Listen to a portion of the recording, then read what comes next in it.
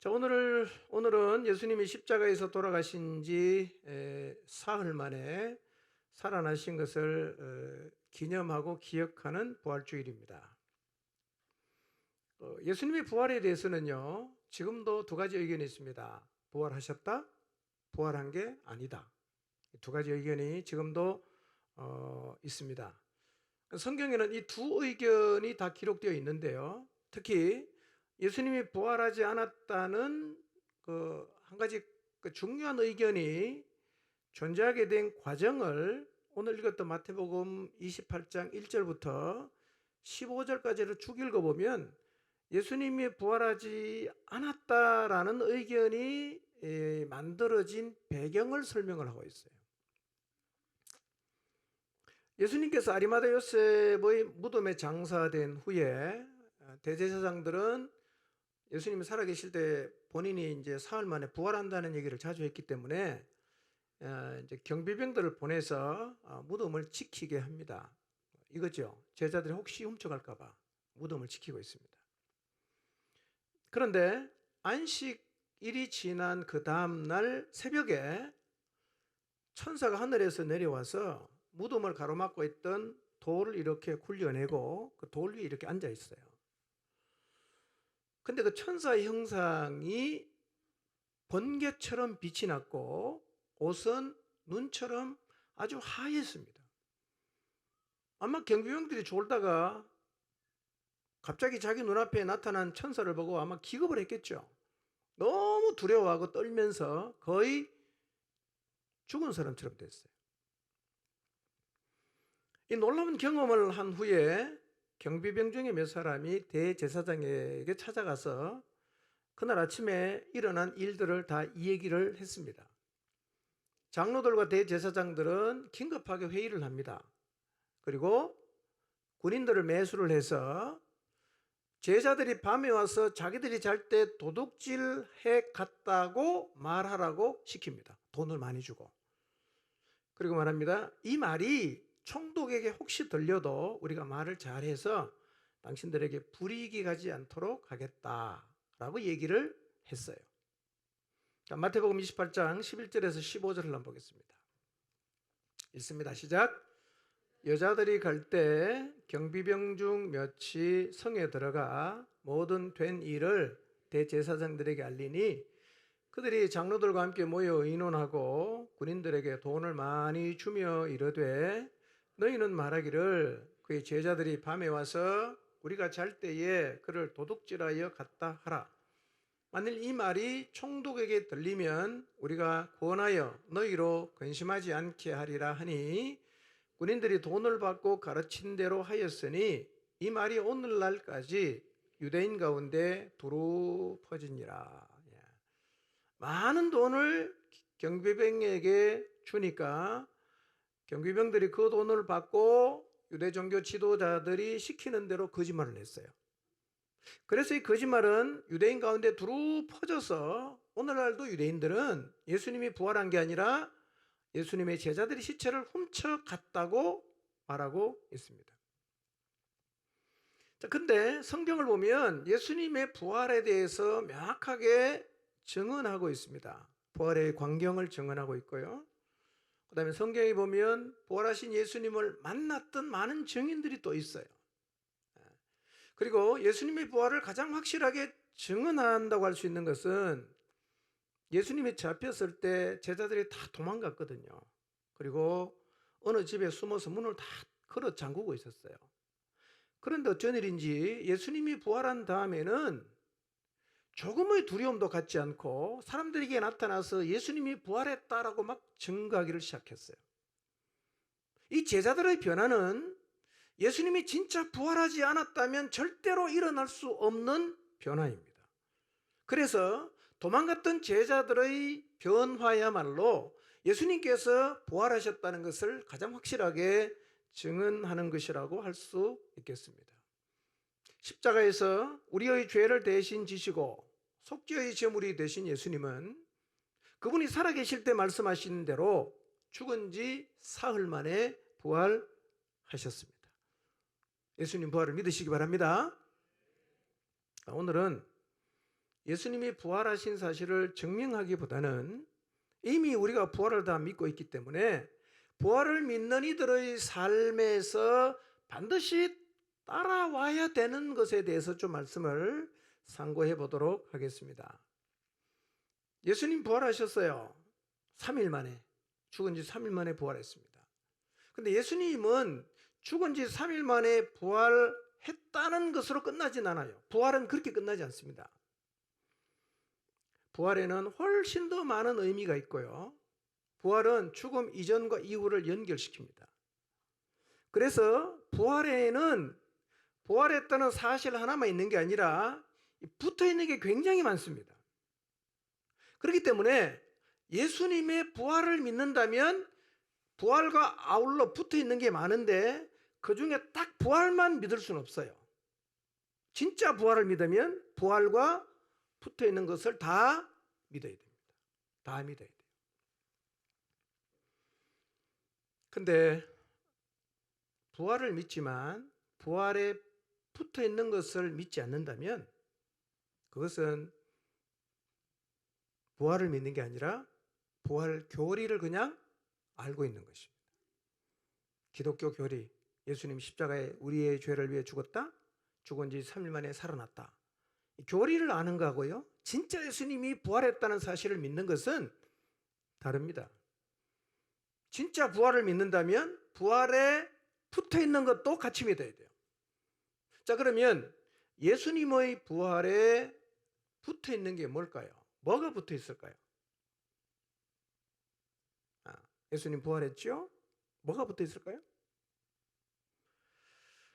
여러분, 예수 그리스도의 부활에 붙어 있는 게 뭐냐면, 예수님이 부활했다면 예수님이 살아있을 때 하셨던 모든 말씀이 부활에 붙은 거예요. 만약에 예수님이 부활하지 못했으면 주님이 이 땅에 살아계셨을 때 하셨던 많은 말씀들은 그냥 없어지는 거예요. 그런데 예수님께서 진짜 부활했기 때문에 그분이 살아계셨을 때 하셨던 모든 말씀이 부활에 다 연결이 되는 거예요. 붙었단 말이에요. 그러니까 부활을 진짜 믿는다면 예수님이 살아계실 때 하셨던 말씀도 믿어야 됩니다. 그 말씀도 다 받아들여야 됩니다. 그리고 그 말씀대로 진짜 살아야 됩니다. 이게 부활을 믿는다는 의미입니다. 부활이라는 사실만 달랑 믿고 있을 수는 없어요. 진짜 부활을 믿는다면 붙어 있는 게 있기 때문에. 예수님의 부활은 뭐냐면 예수님이 살아계셨을 때 하신 모든 말씀이 같이 살아났다는 거예요. 죽으신 예수님이 살아나면서 그분이 하셨던 말씀도 같이 살아났어요. 그러니까 부활을 진짜 믿으면 3일 만에 살아났다는 사건만 믿을 게 아니라 예수님이 살아계셨을 때 하셨던 말씀을 다 믿어야 됩니다. 그러니까요, 여러분 정말 부활을 믿는다면 뭐를 생각해야 되느냐면, 그럼 예수님이 살아계실 때 무슨 말씀하셨지? 이거를 생각해야 돼요. 무슨 말씀하셨지? 그 말씀 하나하나를 다 돌아봐야 됩니다. 주님이 살아있을 때 하셨던 말씀 하나하나를 마음에 새기고 다시 귀를 기울여야 돼요. 여러분, 예수님이 살아계실 때 무슨 말씀하셨죠? 기억나는 거 있는지 한번 생각해 보십시오. 예수님이 살아계실 때 하셨던 말씀, 그거 다 살아있습니다. 지금요. 부활에 연결됐어요. 그러니까 오늘 주님 부활하신 날 우리는 주님의 부활뿐만 아니라 그분이 이 땅에 살아계셨을 때 무슨 말씀을 하셨던가, 그 말씀을 떠올려야 되고 그 말씀을 깊이 묵상해 보아야 합니다. 여러분, 그래서 예수님은요, 부활의 자기를 믿을 만한 증거를 두시고 이렇게 말씀하십니다. 내가 부활하면 내가 했던 모든 말을 너희들 믿어라. 이렇게 말씀하셨어요. 여러분, 실제로 예수님 이 땅에 계실 때요, 바리새인이나 또 사두개인이나 유대 종교 지도자들의 입장에서는 이 받아들이기 어려운 말씀을 참 많이 하셨어요. 그러니까 이 바리새인이나 사두개인이나 대제사장들이 예수님이 하시는 말씀을 들어보면 그 수용하기 너무 어려웠어요. 못 받아들였습니다. 근데 그런 얘기를 주님은 참 많이 하셨어요. 근데 그게 다 지금 살아있어요. 부활과 함께 살아났습니다. 그 말씀을 다 기억해야 돼요. 정말 예수님이 부활했다면 그럼 그분이 살아계실 때 뭐라고 말씀하셨는지를 우리는 다시 한번 찾아봐야 됩니다. 자, 주님이 살아계실 때 하셨던 말씀 성경 어디에 주로 많이 기록되어 있습니까? 복음서에 많이 기록되어 있죠. 여러분, 부활하신 예수님이 살아계실 때 도대체 무슨 말씀을 하셨는지 알고자 하는 마음으로 마태복음부터 요한복음까지 한번 읽어보세요. 아, 주님 이런 말씀하셨네? 아, 이런 말씀하셨네? 아, 이런 말씀하셨네? 근데 그게요, 그 당시 사람들은 안 받아들였지만 그게 다 진리입니다. 그게 다 살아있어요. 새롭게 받아들여야 됩니다. 예. 귀를 기울여야 됩니다.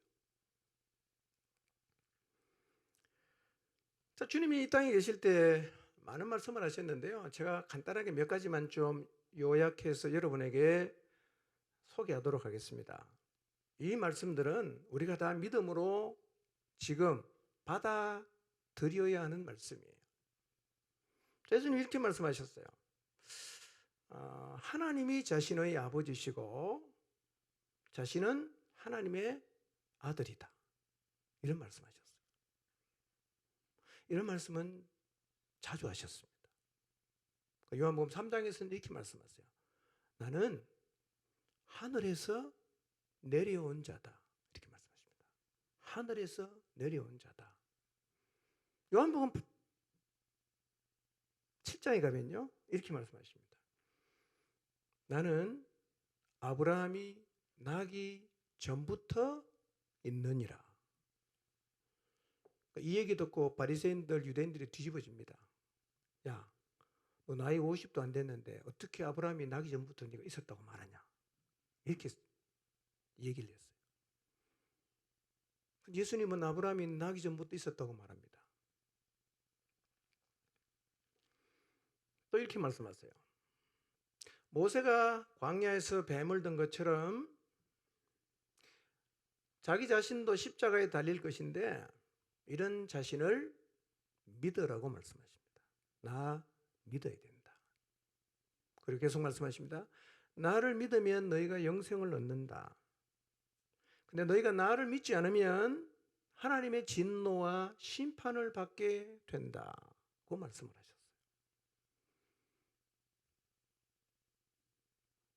이게 다 우리가 믿어야 되는 말씀이에요. 이 부활하고 연관이 되어 있는 거예요. 그리고 예수님 이렇게 말씀하셨어요. 내 말을 믿어라. 내 말을 믿어라. 다 예수님 하신 말씀입니다.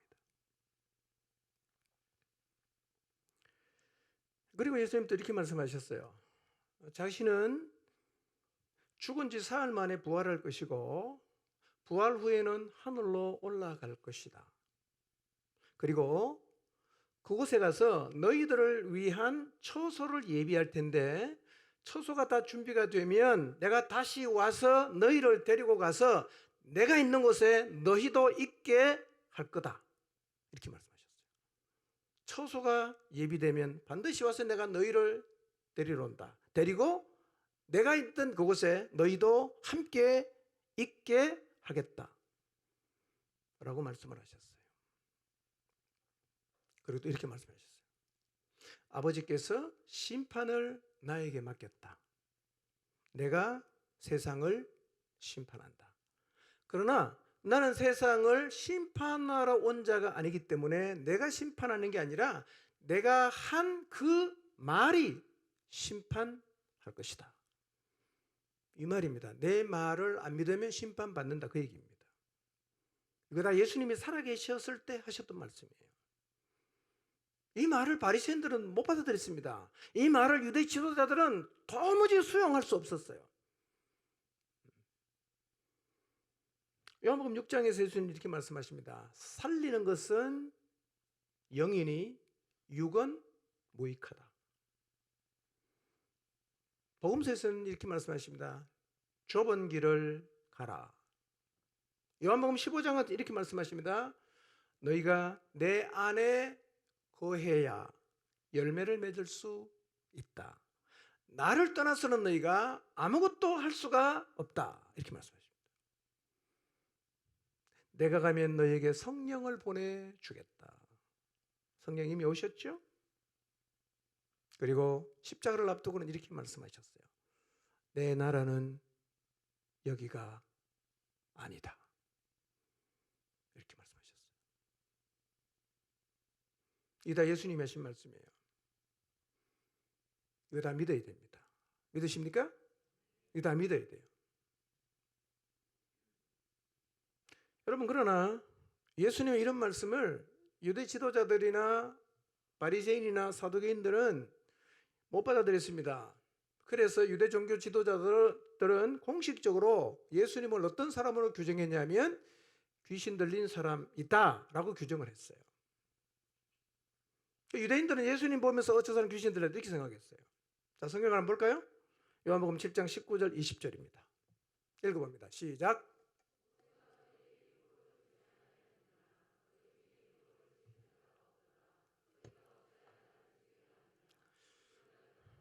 당신은 귀신이 들렸도다. 누가 당신을 죽이려 하나이까?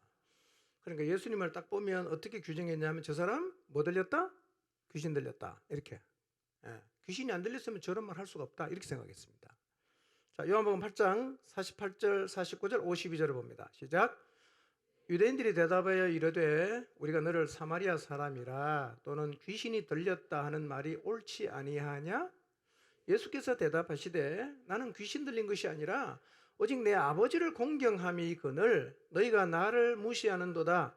유대인들이 이르되 지금 내가 귀신 들린 줄을 아노라. 아브라함과 선지자도 죽었거늘 내 말은 사람이 내 말을 지키면 영원히 죽음을 맛보지 아니하리라 하니 너 귀신 들렸다 이렇게 말했습니다.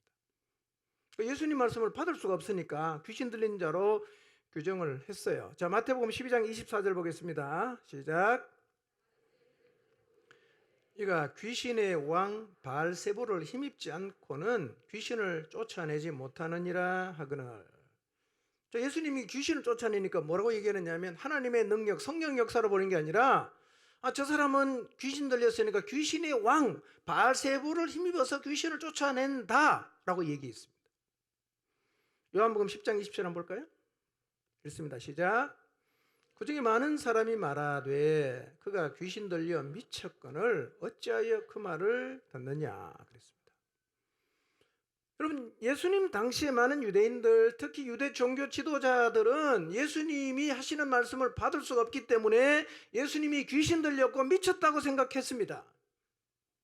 그러나 예수님이 부활했다는 말은 그들이 미쳤다고 생각해서 받아들일 수 없었던 그 모든 말씀이 진리라는 사실을 증명한 것입니다. 부활을 믿는다면 주님 말씀을 다 믿어야 됩니다. 아멘입니까? 부활을 믿는다면 이 말씀을 그냥 아는 게 아니라 이 말씀대로 살아야 됩니다. 이게 부활을 믿는다는 진짜 의미죠. 그러나 당시 유대인들은 예수님 말씀을 들을 가치가 없는 것으로 무시했어요. 무시했습니다. 그리고 바리새인들은 율법을 들이대면서 예수님 말씀을 계속해서 반박했어요. 자, 그렇게 무시하고 반박했는데도 예수님이 계속 기적을 행하시니까 이 사람들이 딜레마에 빠진 겁니다.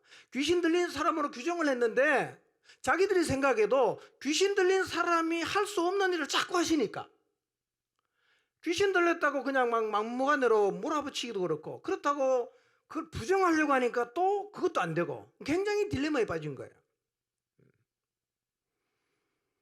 그래서 바리새인과 사두개인들이 예수님에게 와서 이렇게 말합니다. 우리가 당신과 당신의 말을 믿어야 하는 하늘로부터 내려오는 표적을 보여주십시오. 이렇게 요청합니다. 우리가 당신과 당신의 말을 믿어야 되는 하늘로부터 내려오는 표적을 보여달라고 요청합니다. 자, 마태복음 16장 1절에 4절 한번 볼까요? 있습니다. 시작. 하늘로부터 오는 표적 보이기를 청하니 예수께서 대답하여 이르시되 너희가 저녁에 하늘이 붉으면 날이 좋겠다 하고 아침에 하늘이 붉고 흐리면 오늘은 날이 굳겠다 하나니 너희가 날씨는 분별할 줄 알면서 시대의 표적은 분별할 수 없느냐?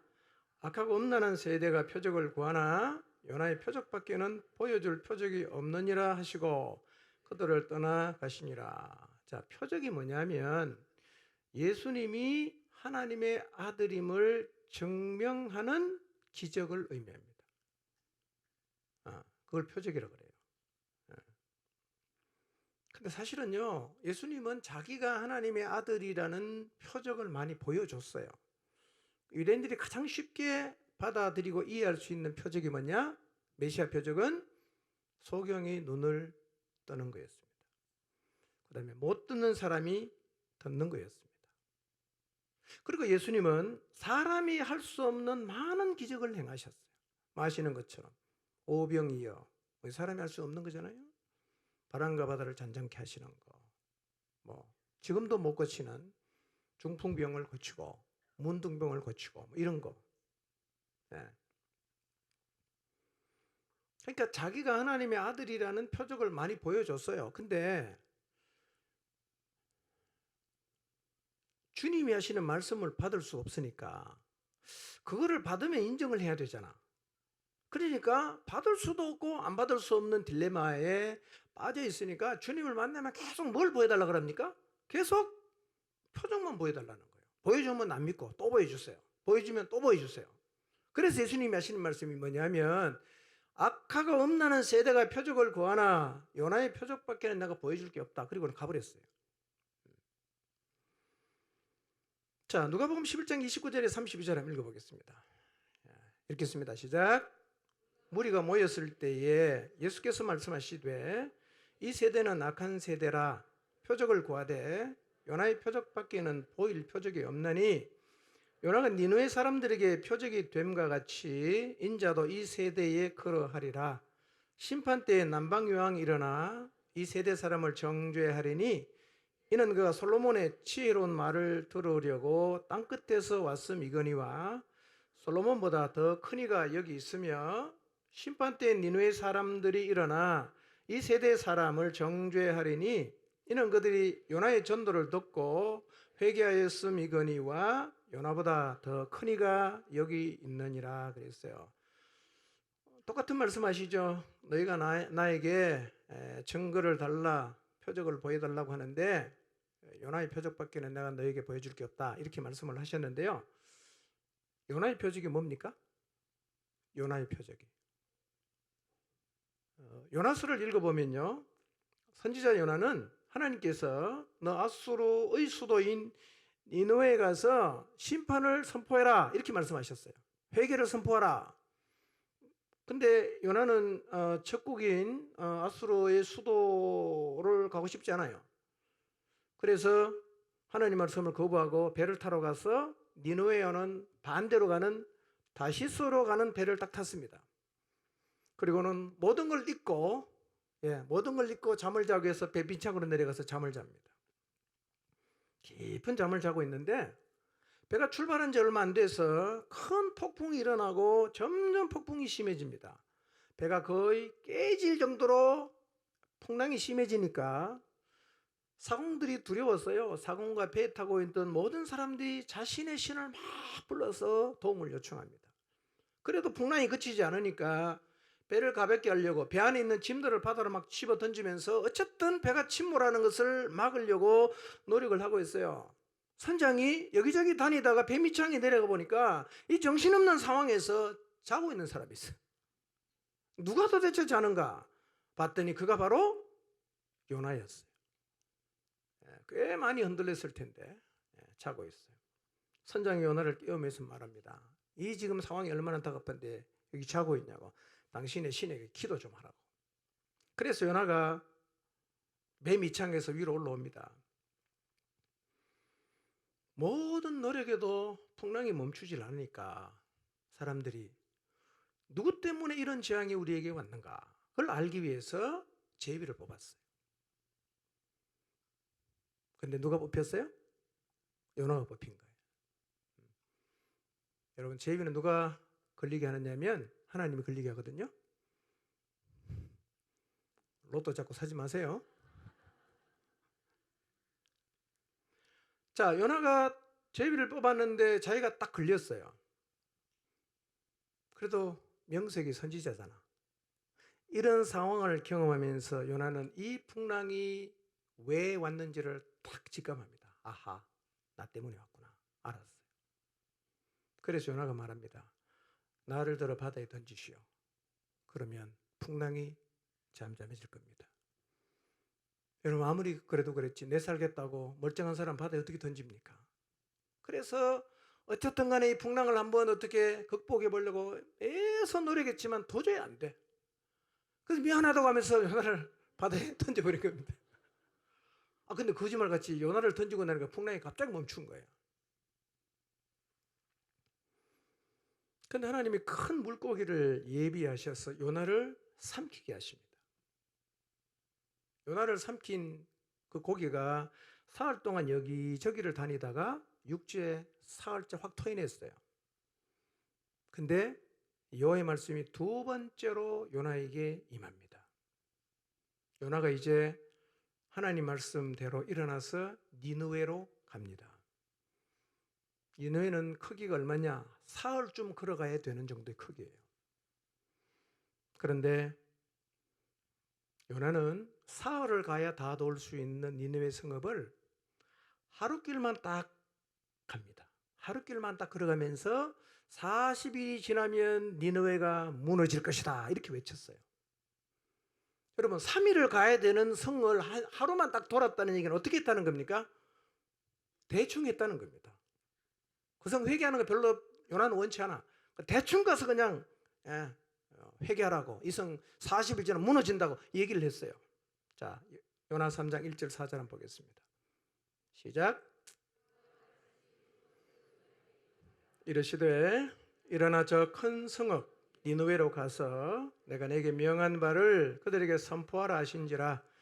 요나가 여호와의 말씀대로 일어나서 니느웨로 가니라. 니느웨는 사흘 동안 걸을 만큼 하나님 앞에 큰 성읍이더라. 요나가 그 성읍에 들어가서 하루 동안 다니며 외쳐 이르되 40일이 지나면 니느웨가 무너지리라 하였더니, 참 놀랍죠? 대충 얘기했는데요, 이 니느웨 성 사람의 반응이 너무나 놀라운 거예요. 다 회개합니다. 높은 사람부터 낮은 사람, 왕까지 전부 옷을 벗고 제에 앉아서 하나님 앞에 회개를 하는 거예요. 대충 전했는데. 자, 5절 6절 한번 볼까요? 시작. 니네 사람들이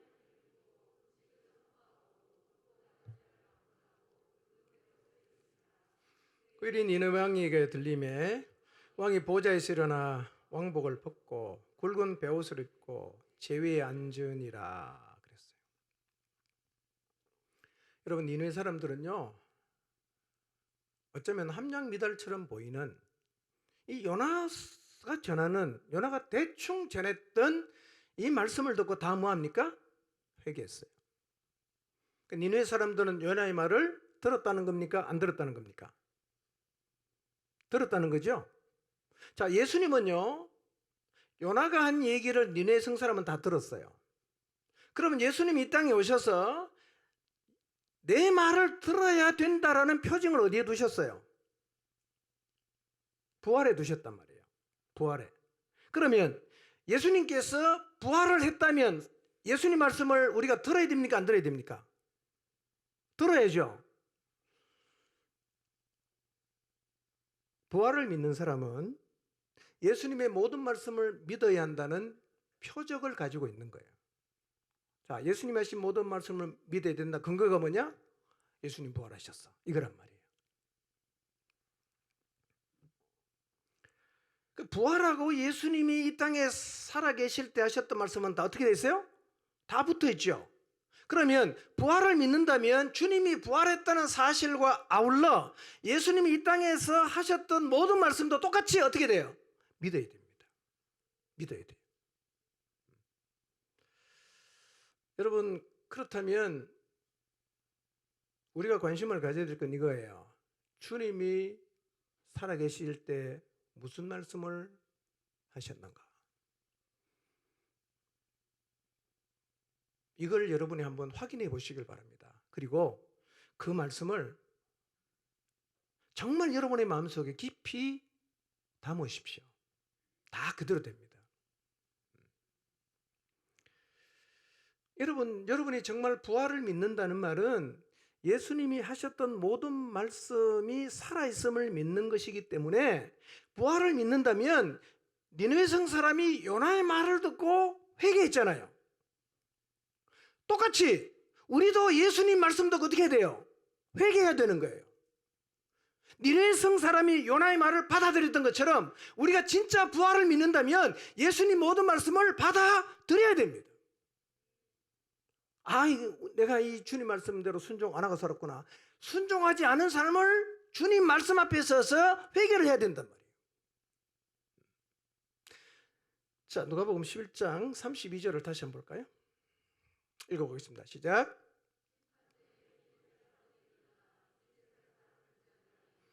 이는 그들이 요나의 전도를 듣고 회개하였음이거니와 요나보다 더 큰 이가 여기 있느니라. 여러분, 성경이 이렇게 말하잖아요. 심판 때에 니느웨 사람들이 일어나 이 세대 사람을 정죄할 거다. 왜요? 니느웨 성 사람은 불성실한 선지자 요나가 전하는 말을 듣고 회개하고 옷을 찢고 베옷을 입고 재에 앉아서 회개를 했어요.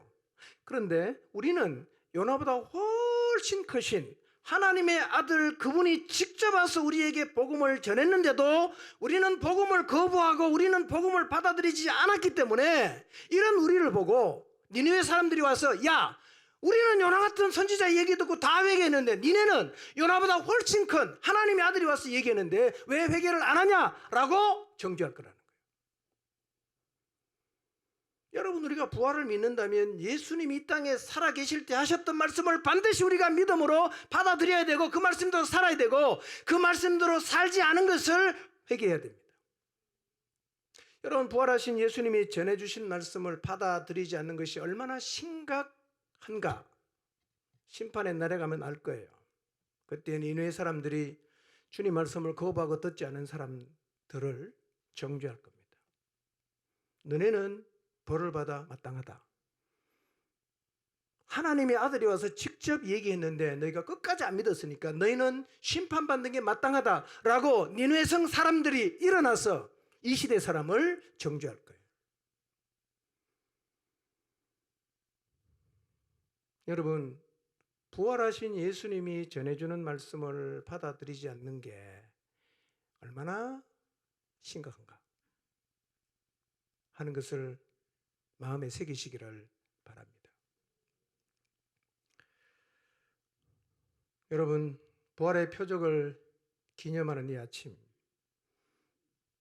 우리는 과연 예수님 말씀을 믿고 그 말씀을 따라 살고 있는지를 한번 돌아봅시다.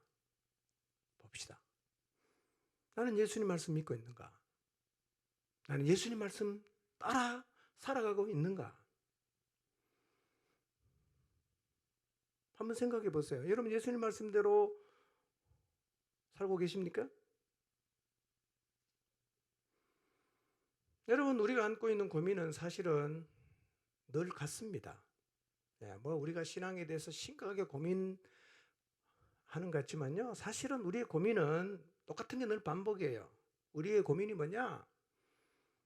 하나님 말씀을 잡았다가 놓았다를 반복하는 거예요. 하나님 말씀 붙잡고 가다가 또 놓아버립니다. 또 세상을 잡았다가 이것도 놓고 또 회개하고 하나님 말씀 잡았다가 그냥 주님 오실 때까지 가면 좋겠네. 또 놓고 또 세상 잡았다가 이거 잡았다가 저거 잡았다가 이거 잡았다가 저거 잡았다가 늘 반복하는 거예요. 우리가 신앙생활에서 겪는 문제는 늘 새로운 문제가 아니라 사실은 똑같은 문제가 반복되는 거예요. 지난달까지는 하나님 말씀 잡고 잘 갔어요. 어느 순간부터 이걸 놓아버렸어요. 세상을 잡고 가는 거예요. 변질됐어요. 또 회개했어요. 다 하나님 말씀 잡았어요. 좀 가다가 또 놓고 또 세상을 잡는 거예요. 늘 왔다 갔다 하는 거죠. 말씀 잡았다가 세상을 잡았다가 말씀 잡았다가 세상 같이 잡았다가. 이게 우리들의 문제인 것입니다.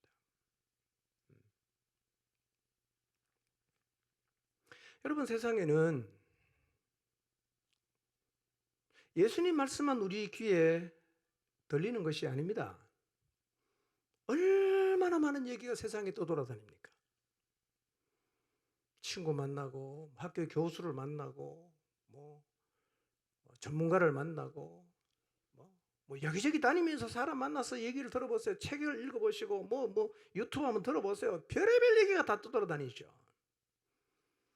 그 수많은 얘기를 우리가 듣다가 보면 우리의 마음에 자리를 잡는 말이 있어요.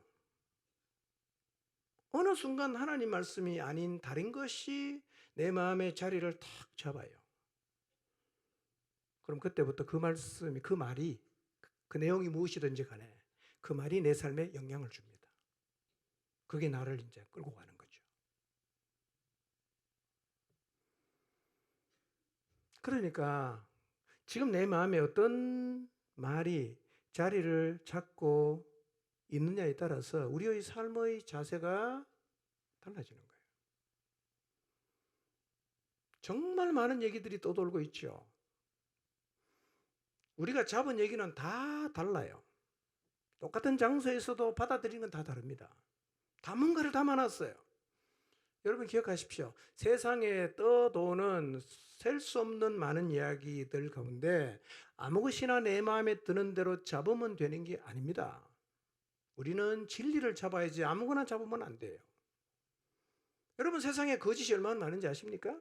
가짜가 얼마나 많은지 아십니까? 사단이 온 세상 구석구석에 거짓을 그냥 엄청나게 뿌려놨어요. 여러분, 사단의 거짓 절대로 쉽게 생각하지 마십시오. 처음 사람 아담과 하와도 여기에 속았어요. 많은 사람이 지금도 속고 있죠. 여러분, 사단의 거짓에 속는다는 것이 너무 뻔한 얘기 같지만 사실 우리는 늘 이 주변을 도는 거예요. 속았다가 정신 차렸다가 또 속았다가 정신 차렸다가 늘 그걸 반복이죠. 오늘 여러분의 마음에 어떤 말이 담겨져 있습니까? 한번 생각해 보세요. 우리 마음에 어떤 말을 담고 살아야 됩니까?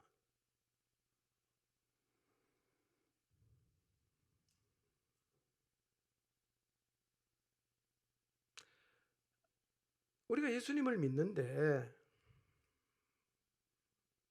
너무 많이 흔들립니다. 확신이 없어요. 신앙생활을 하면서도 예수님 말씀만 따라 살아야 되는가를 의심하는 거예요. 너무 당연한 얘기지. 주님 말씀 잡고 가야죠. 근데 내가 신앙생활을 하면서도 진짜 예수님 말씀만 잡고 가도 되나? 의심하는 거예요. 헷갈려하는 거예요. 혼란스러워한단 말이에요. 하나님 말씀 잡고 가는 길이 지극히 정상적이고 잘 가는 것임에도 불구하고 그 길을 가면서도 이게 진짜 제대로 가는 건가? 라는 의심과 혼란을 가지는 사람이 적질 않아요. 적질 않아요.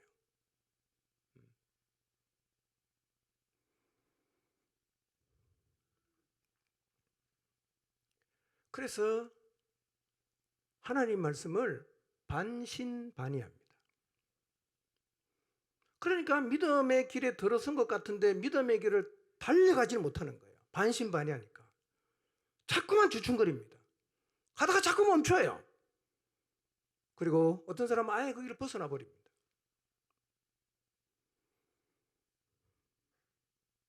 여러분, 우리가 살고 있는 세상에 수많은 가치들이 떠돌아다닙니다. 예수님 부활하셨어요. 뭘 잡으라는 겁니까? 이 땅에 사는 동안 예수님이 하신 말씀을 잡고 살아라는 거예요. 다른 거 다 내려놓고 예수님 말씀만 붙잡고 살아라는 겁니다. 목장을 한번 이렇게 생각해 보세요. 목장 식구들 한번 이렇게 떠올려 보세요. 지난주까지 아주 좋았어요. 잘 지냈습니다. 예, 그냥 하나님 말씀도 읽고 기도도 하고 잘 살았어요. 근데 일주일 만에 만났는데요, 갑자기 말이 이상해졌어요. 말이 갑자기 이상해졌어요. 행동이 이상해졌어요. 왜 그럴까요? 뭔가 다른 것에 영향을 받았다는 겁니다. 뭔가 다른 것을 마음에 담았다는 얘기입니다. 말이 이상해지는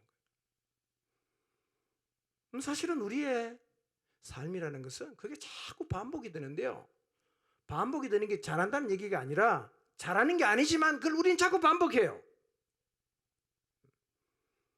진리의 말씀에 견고하게 서서 올곧게 믿음의 길을 가야 되는데요, 가면서도 의심하고 가면서도 딴 거 들어오고 계속 갈팡질팡하는 거죠. 자, 그렇다면 한번 정직하게, 나는 지금 뭘 믿고 있는가?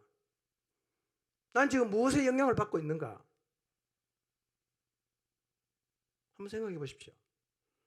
여러분 신앙생활하고 있는데 무엇에 영향을 받고 있습니까? 뭘 믿고 있습니까?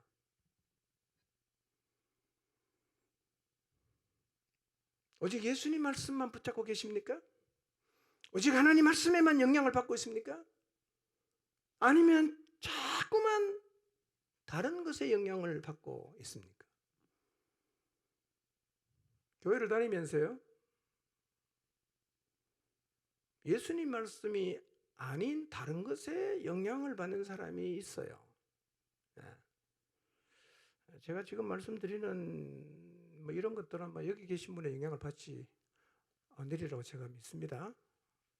믿고 싶습니다.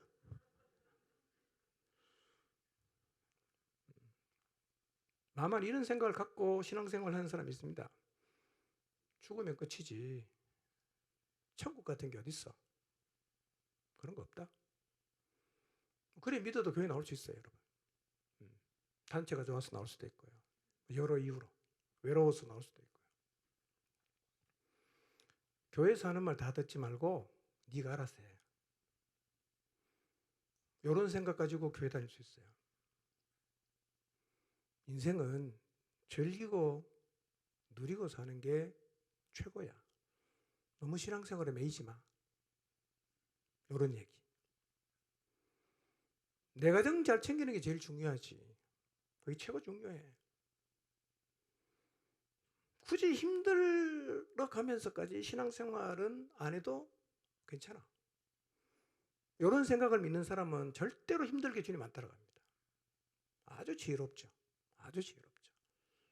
늘 좋은 컨디션으로, 힘들면 안 가고.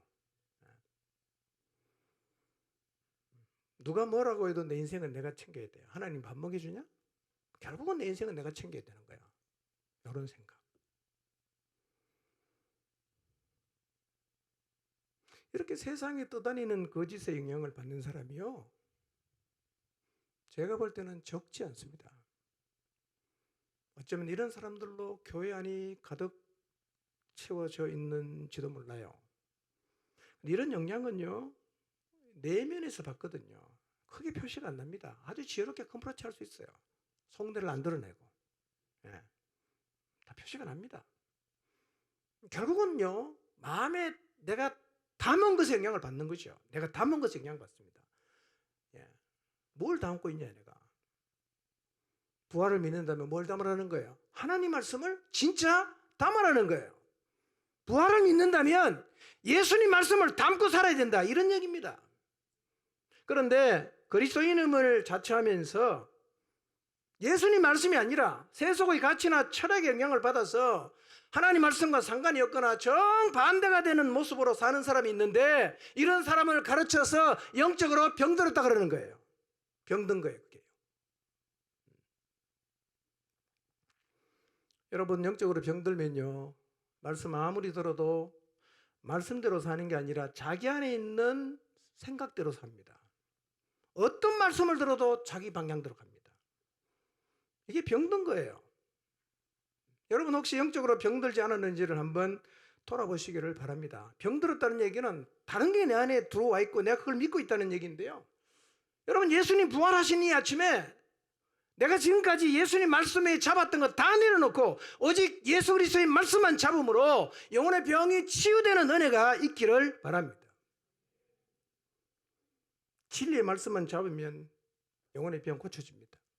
치유가 돼요. 깨끗하게 고쳐집니다.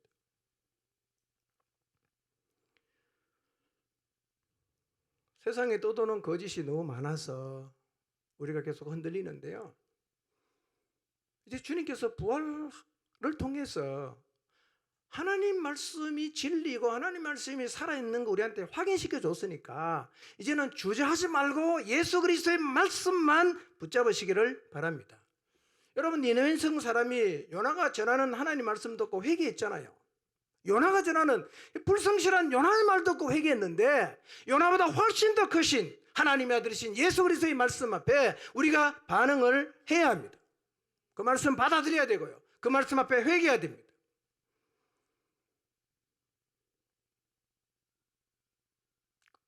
그분의 말씀을 잡아야 되는 가장 확실한 표징 뭐라고요? 부활이에요. 부활.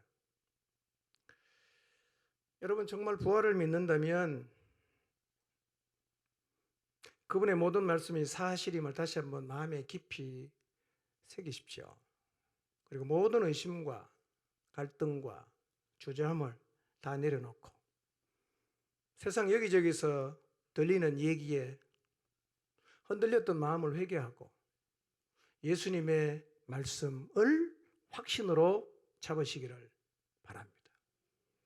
이 확신이 부족해요. 자꾸 흔들린단 말이에요. 주님의 부활을 기억하면서 흔들리는 신앙생활의 종지부를 찍게 되시기를 바랍니다. 디모데후서 3장 14절 15절 한번 볼까요? 읽어보겠습니다. 시작. 그러나 너는 배우고 확신한 일에 거하라. 너는 내가 누구에게서 배운 것을 알며 또 어려서부터 성경을 알았나니 성경은 능히 너로 하여금 그리스도 예수 안에 있는 믿음으로 말미암아 구원에 이르는 지혜가 있게 하느니라. 바울이 믿음의 아들 디모데에게 말합니다. 너는 배우고 확신한 일에 거하라. 성경은 능히 너로 하여금 그리스도 예수 안에 있는 믿음으로 말미암아 구원에 이르는 지혜가 있게 할 거다. 뭘 잡아라는 겁니까? 예수 그리스도의 말씀, 성경을 잡아라는 거예요. 그리고 이 말씀을 확신하는 자리에 서시기를 바랍니다. 제가 볼 때는 참 안타까운 것은요, 이 말씀을 잡지를 못해요. 힘이 없어서 자꾸 변질돼요. 자꾸 흔들려요. 분명한 하나님의 말씀임에도 불구하고 기록되어 있는 하나님 말씀임에도 불구하고 마음의 확신을 못 가지고 늘 긴가민가합니다. 하나님 말씀을 들어도 고개를 갸우뚱합니다. 의심합니다. 발을 잘 안 떼어요. 확신이 없어요. 주님이 부활했다면 우리는 이 삶을 청산해야 합니다. 요나보다 크신 분이 하셨던 그 말씀을 우리의 마음속에 담고 그 말씀을 강하게 잡아야 합니다. 이제 예수님 말씀을 반신반의하고 또 말씀 앞에 주춤거렸던 태도를 회개하고 주님이 하신 모든 말씀을 확신하고 조금의 의심도 없이 그 말씀 붙잡고 그 말씀대로 순종하며 살아가시기를 주님의 이름으로 축원합니다.